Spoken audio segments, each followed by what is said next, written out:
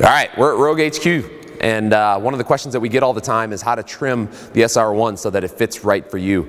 Out of the box, the SR1 has an excessively long cable length that might be okay for taller people, but for most people you're going to have to trim it a little bit. And the way that you kind of decide how long to trim it is you take a step into the jump rope itself as it's shipped and kind of measure it out.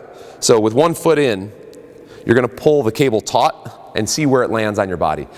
For right now, this one lands at about my shoulder, but where you want it is about at the bottom part of your armpit. And that's where we're going to trim it to in just a second. Okay, so now, what we're going to do, we have 2 ends of the rope here, and one end's got a fixed clasp, the other end has a clasp in which we can move. So we're going to loosen that one up so that we can unscrew it, pull off the end cap, and then slide the clasp off the end. Now you can keep the clasp on if you're confident you're not going to lose it, and all we need to do is just trim the wire down now so that it fits me perfectly.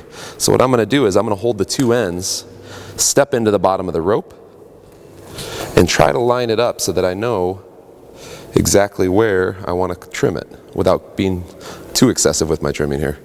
So about right there looks good. So I'm going to tighten this clasp just a little bit, hand tighten it, so I kind of have a fixed place. I'm going to take my wire snippers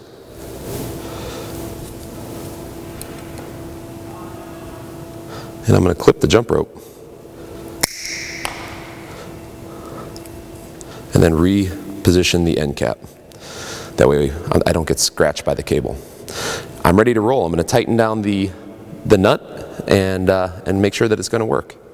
Okay, now that we've got our cable cut and we've got the end cap put back on to protect the wires from scraping us up at all, I've also tightened down the clasp. Okay, you can use a little bit of Loctite if you're confident that you've cut it to the right length. Dip the screw in some Loctite and screw it back in. That way it doesn't slip on you in competition. With that said, now it's time to test out our cut. Make sure that it was at the right length.